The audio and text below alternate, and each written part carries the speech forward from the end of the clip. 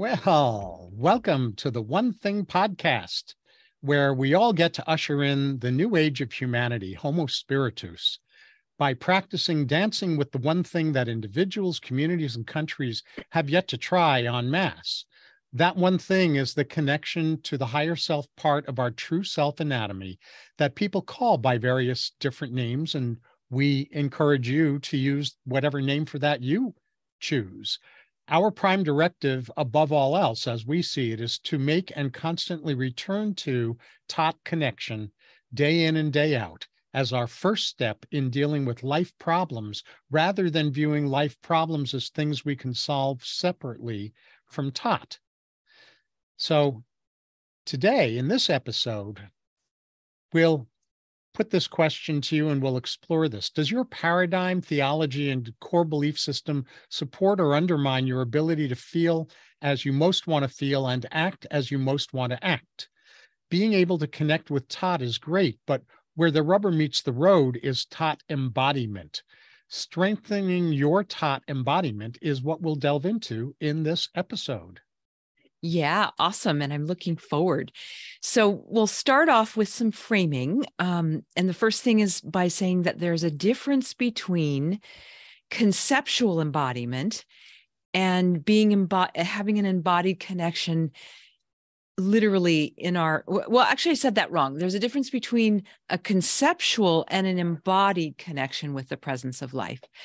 So in a conceptual version, it's mostly just an intellectual understanding, but we don't own it in our body. It isn't coursing through our veins and activated in our cells. And so that's a big difference, right? And it's tempting to confuse the two. It's actually quite common to confuse the two.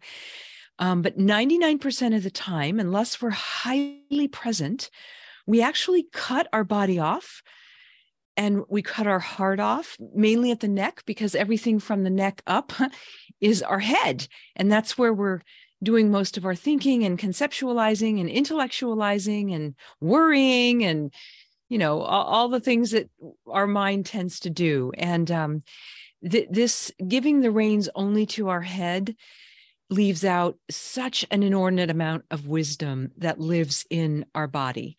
And this leaves us really, when we cut this part of ourselves off, it leaves us unable to feel how we most want to feel and act how we most want to act. And so it's no wonder why we keep repeating what we don't want to feel and do. So if you're not in direct relationship with whatever you call the one thing, TOT, it will remain conceptual for the most part. And I like to say that this name that we use, whatever name you choose, it needs to be personal and universal. And the personal part is what we're talking about today, the embodied personal part. And so I'll tell you what this means to me, and then David will tell you what it means to him. So I literally call this energy this connection in, as light, because I know that light carries love, and I know that light is a representation of the presence of life, the higher intelligence, the divine mind, love, whatever you want to call it, source, spirit, the great mind, right? I mean, there's the great spirit. There's a lot of names that we can put to it. And to me, that is carried by light. And so when I flood myself with light, when I invite light in through the top of my head and into all of my energy centers, especially when I get to my heart and I ask that it overflow from my heart and fill every cell and fill my own physical being to overflowing, and then the field around me, I can feel that. It is palpable. It isn't subtle to me. It used to be when I was, first practicing, but now it's very, it's very palpable to me. And so, and then I have access to feelings inside of me that are beyond human emotions. So we can get so trapped in human emotions. And I know that one very well. I'm still getting trapped in human emotions, but I've also been working really hard to tend that piece. And the only way I can do that is by being embodied with my connection to the one thing, and then tending to whatever the energy, the tangled emotional energy is that comes up. I return that to light. I return it to love. I do that through my heart. I do that through my connection to the one thing. And then it changes the energy. And it isn't temporary. When we do externally, when we do modalities externally to this embodied experience, it usually isn't. It usually is temporary, and then we wonder why things keep coming back around. But I'll speak for myself. When I am embodied and I am operating from this connection from my heart to the higher presence, and I'm very intentional about what I'm asking to heal or release or elevate, then I find there's more traction there, I guess is the best way to say it. So that's the nutshell version on my end. Mm-hmm. Yeah, love that. I was thinking about what this means to me, and I realized that at this point in my life, I have kind of an instant activation process that's sort of like I don't know whether hologram is or holographic is accurate, but it's where I just have a phrase and I'm flooded with that light. Mm-hmm. And the phrase for me is higher love and wisdom. And it's important to me because what that phrase activates in me now, and I again want to emphasize that this is an automatic process or an instantaneous process is the word I'm looking for. That's the result of having practiced this for a long time and a result of my recognizing a long time ago that I, at that point in my life, didn't distinguish between the conceptual and the embodied, that I was so enamored of the conceptual around all of this that I largely or frequently lived in a true but not useful state where I knew better, but I didn't do better. Mm. And over time and a lot of practice around activating light and filling my biofield with light and balancing my meridians and my chakras, and a number of other things having to do with balancing, activating and integrating my core archetypal energies. After doing all of those things in slow motion, if you will, very deliberately and methodically, and as a discipline for a long time, what I noticed today is that when I activate higher love and wisdom, if I'm truly in an embodied state, my bodily felt sense immediately shifts. I feel infused with light. I feel infused with love. I, in those moments, I am not confusing the conceptual with embodied connection. And what happens for me when I'm authentically in that state, which I can't fake, which is good, is that I feel such a sense of calm and well-being and joy that I know that felt state in my body, my mind can't make up. It can't invent and pretend. It's too deeply a bodily felt experience. And that to me is the barometer. If I do an instantaneous activation and I don't experience that in my body immediately, then I go into longhand. Then I'll do, very deliberate steps that I learned to do in the past that I don't seem to need to use very much today. Yeah. That's such a good point. Our minds can't make up that deep embodied felt sense. Yeah. And that's the difference between ease and tension.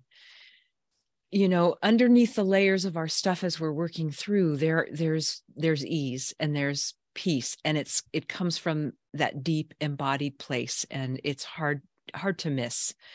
Yes. And yeah. And what I'll add about that Yeah. is that when I the one of the bellwethers, one of the ways that I know I'm not fooling myself is that when I'm actually in a TOT connected, a TOT embodied state, I have no emotional charges, none, Mm-hmm. no emotional charges at all.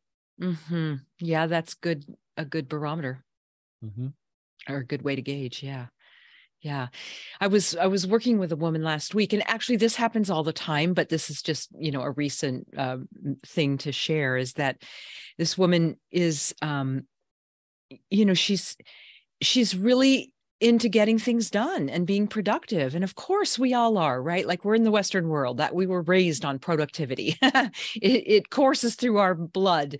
And we can unhook from that drive and that uphill, like pushing the boulder uphill or rowing our boat upstream, and still be highly productive. In fact, I would argue that we can even be more productive when we're not sort of entangled in our to-do list and in our productivity drives. And so she was in, and she was talking about how she has all these things to do. And I mean, it was going on and on. You can tell when someone is tangled in tension, right? And her boss was getting mad at her, and she doesn't understand why her coworker won't do things on time, and on and on and on it went. And I just asked her if she realized the amount of tension that she was in, and she said, "Oh no, I'm not in tension. This is just how I am." And this is the interesting thing, because I have plenty of other women. I mean, I've heard this for probably 3 decades. And I probably mentioned it before on the podcast. Oh, no, I'm just a worrier. That's who I am.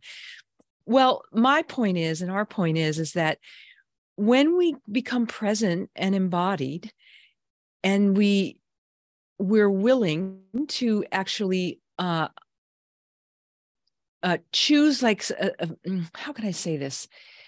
Well, in my vernacular, it would be, I would choose to flood myself, my tense self, with this light that carries love, that is the presence of all life on the planet, including every cell of our being.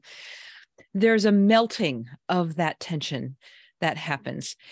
And if one is fighting for their limitations, fighting for their worries, fighting for their, that's a sign. If you're doing that with yourself, then that's a sign that you're actually needing this medicine. You're needing the medicine of the release from that emotional belief that you're a worrier, or that you have to push your boat upstream to get things done. And we all know that stress is the underlying reason for 98% of disease and problems in our body, mind, body, and life. And so I think that tending to this piece, tending to this embodiment with the one thing, with our higher intelligence, is probably one of the most foundational bricks that you could lay. There's a couple other ones, but this one is so worth every moment of your attention. And I want to just, say one last thing about this, is that there's not anything wrong with being a get things done person, as long as we're awake and present about the trap of pushing ourselves too hard from the ego's perspective. Because the ego, if it's not doing that, then it doesn't feel like it's being very productive and successful. So Yeah. And, I want to add something about that too, which is that this whole thing about being productive, I agree with you, of course, that there's nothing wrong with being productive. There's a lot that can be right about being productive, and you and I are pretty good at being productive. When I think that my productivity is going to make me a good person, or a right. whole person, or a fulfilled person, Yeah. that's the trap. That's a signal that I am out of TOT embodiment, TOT connection.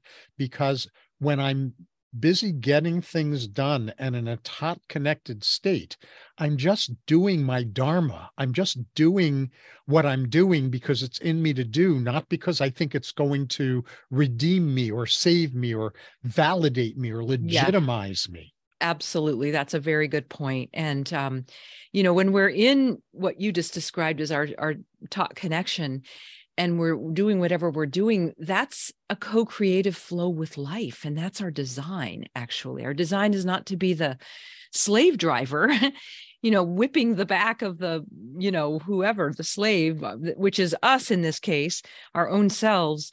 But it's to be, in a dance with the energy of life. And we will only ever get that dance and that flow when we're, only when we're connected with our higher self. And, all of us have these lines that we cross on multiple subjects all day long, where we push ourselves beyond what would be healthy or harmonious for our being, right? And sometimes because of our own baggage, and sometimes it's because we're unwitting conduits of the collective distress.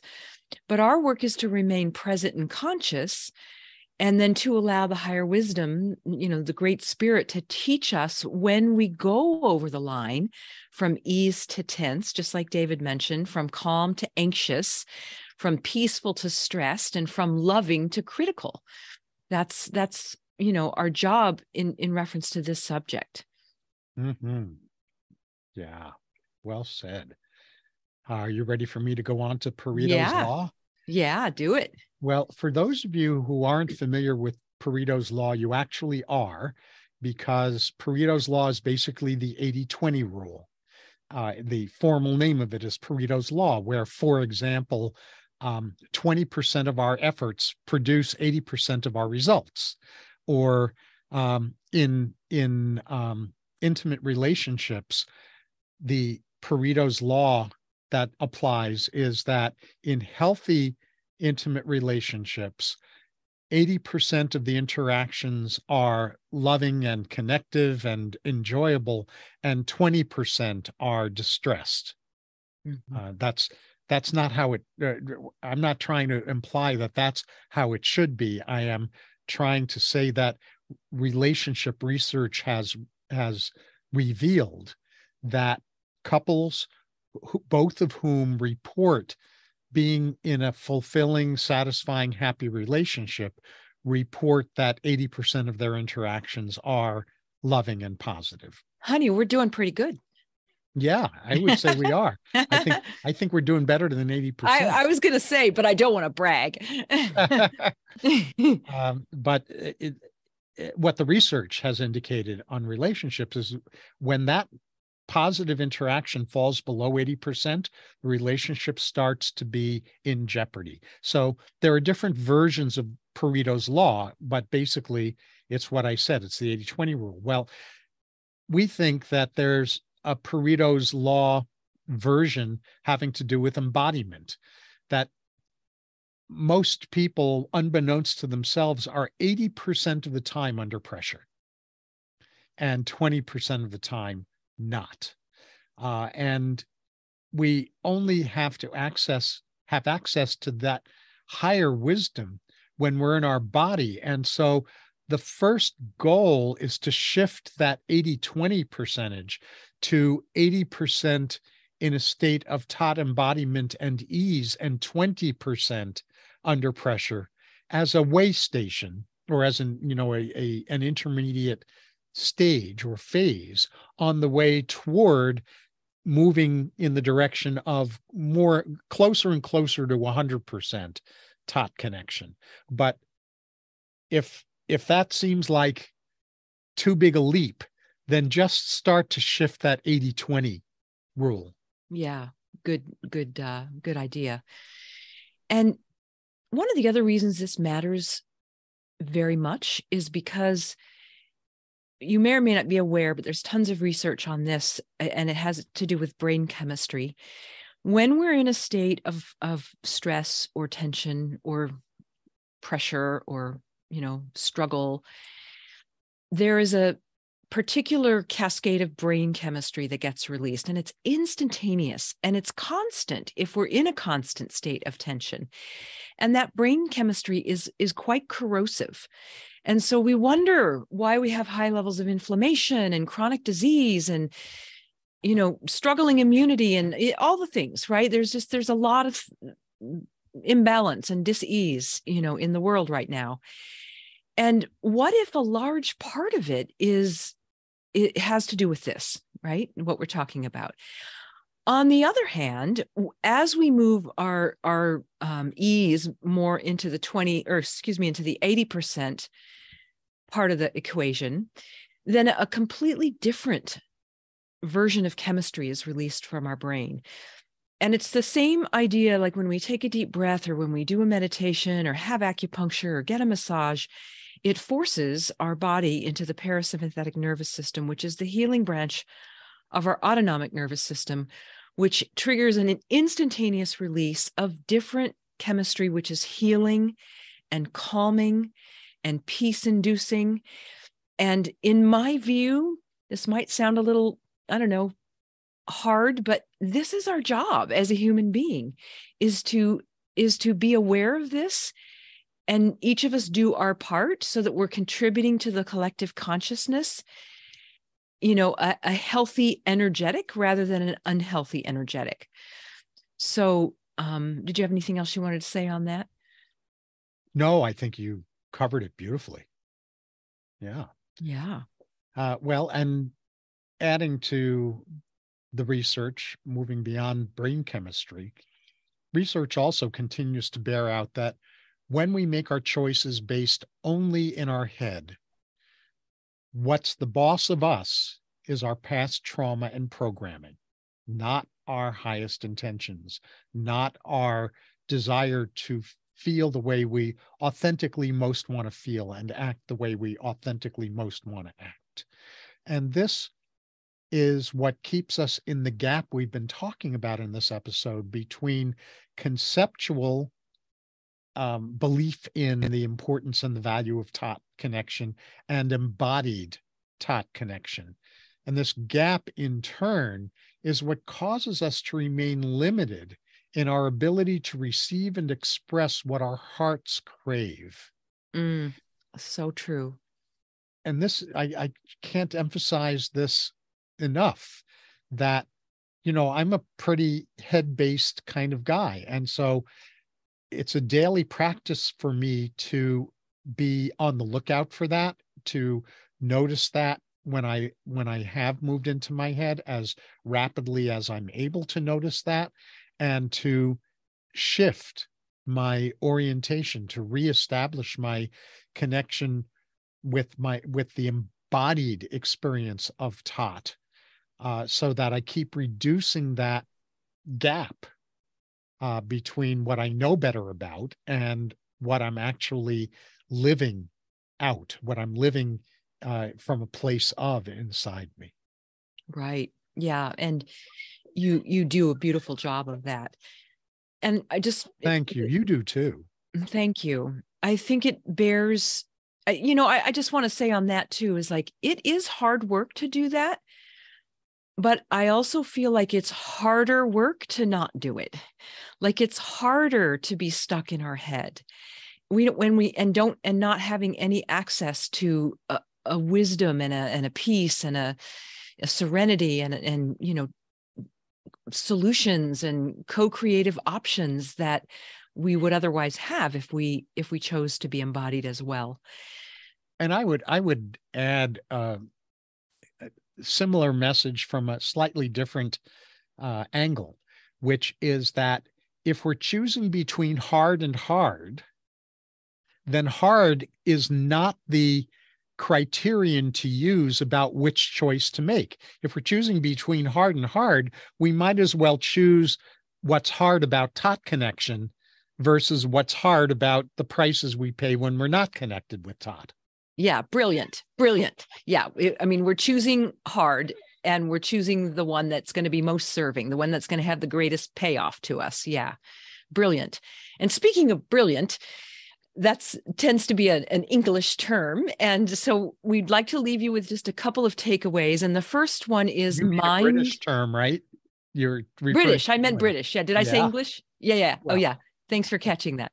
Yeah. So our first takeaway for you is to mind the gap, which is also a British term, which, if you don't know, it's that space between the platform and the subway. And, it's death defying if you don't mind the gap, right? So the tube in England. The tube. Yeah. And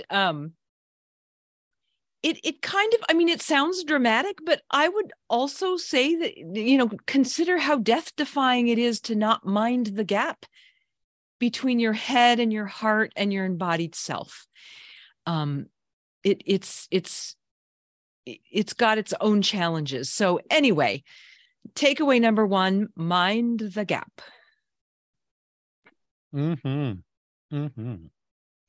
Yeah. And the second takeaway that we want to offer to you is our encouragement that you make a daily practice of noticing when, without judging yourself, when you're not feeling as you most want to feel or acting as you most want to act, because just noticing that without criticizing yourself, without judging, is at least what I find to be the fastest way to notice when we're out of TOT connection.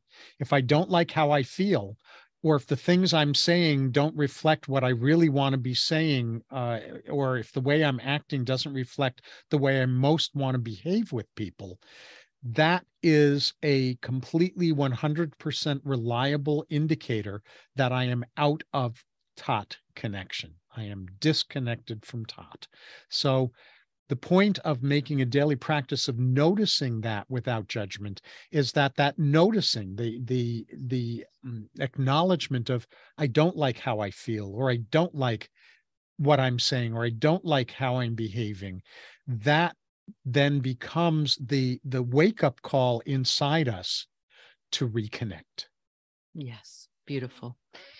And then the other thing to consider is that constantly, or as often as you can think of it, dropping into your body through breath, because that, we're taking in spirit, life force every time we inhale and take a breath, and doing so without judgment. David mentioned that in what he just said, for whatever you're experiencing. So you're acknowledging, you're accepting, you're witnessing, you're observing what's going on without judgment. And if you so desire, you can, say a prayer or bring light to the area wherever you're feeling, whatever you're feeling in your body. And tension shows up in specific places for most of us in our body, right? So if you don't know where tension tends to instantaneously show up, then you might want to get to know that in your own body. And then do this practice where you drop in, you go to that place, you take some breaths, you maybe direct those breaths into that place in your body, and just keep breathing with acceptance, without judgment. And it often dissipates that tension a good portion of the time. And it's a lovely practice. Beautifully said. And what I'll add to that is that just as I have been someone who when I make a mistake, my tendency is to go into my head, I have known people who, when they make a mistake, their tendency is to go into what they call their heart, but they're as disconnected from their bodies as I am when I'm in my head. Good point. And I'm saying that because I can't emphasize or reinforce what you said strongly enough about the importance of dropping into our body. If our body doesn't experience TOT connection, it doesn't matter what we know in our head or how much we believe we are connected to our heart. If our body hasn't come along for the ride, then TOT connection is not fully established. Yeah, very beautiful. Beautifully said. Yeah. So the kind of the backup plan, because we've tried to offer three takeaways that are probably the Pareto's law again. 80% of the time, if you mind the gap and you make a daily practice of noticing when you're not feeling as you most want to feel and acting as you most want to act, and you drop into your body, the result is going to be TOT reconnection, give or take 80% of the time. And I'm not really, I'm speaking for conceptual clarity. I'm not really talking about actual mathematics here. If a disconnection reinforcing theme, however, that we're living with keeps repeating, despite us doing this kind of practice, it just keeps resurfacing over and over in various situations. All that means is that that theme is calling for deeper healing. No harm, no shame, no fault, no blame. We all have baggage. We all have undigested life experiences where we haven't fully harvested gifts from those experiences that restore us to love and wisdom and TOT connection. That's part of the human journey. So if you notice that there are certain themes that are not responsive to you doing these simple kinds of steps, without judgment, just remind yourself that results are showing you that there's a deeper healing that's called for around that theme, so that you can ultimately practice these kinds of approaches, even with that theme. Yeah. After you've done that healing. Beautiful. Well said. And I would add to that if it's coming up for you, in that kind of, oh, here it is again way, it's up and it's present for you because it's ready to be healed and released and transformed. Otherwise, you wouldn't be aware of it. It wouldn't be coming into your conscious awareness. And most importantly, if something is coming up like this, it does not mean that you are wounded or broken irreparably. It simply means that you, like every single one of us, have the capacity to tend to the energy and do the healing, right? So, right. It means you're human and you can choose. And you have the capacity. That's, a lot of times people don't think they do because they get lost in this I'm so broken and effed up and wounded place. Or they hide behind the script you were talking about earlier called, oh, that's just the way I am. Right. Yeah, exactly. Yeah, those are all just veils and distractions and, that kind of thing. So don't get stuck in those traps is all we're saying. All right. So we would love to hear in the comments. We have a new page for our podcast that David set up. You can find it at totpodcast.net. That's TOTPODCAST.net. And we would love to hear your comments. And we'd also love to hear from you what topics that you might want us to talk about in our next episodes. Mm-hmm. And until we hear something from you, then we'll just keep picking. But we'd love to have an exchange with you so that we know, what might be juiciest for you, especially as we, come into a new year. So until next time. Well, at least as we're recording this, we're coming into a new year. Yeah. So until next time, remember to dance with your better half, the one thing, so you can keep living more and more fully as Homo Spiritus.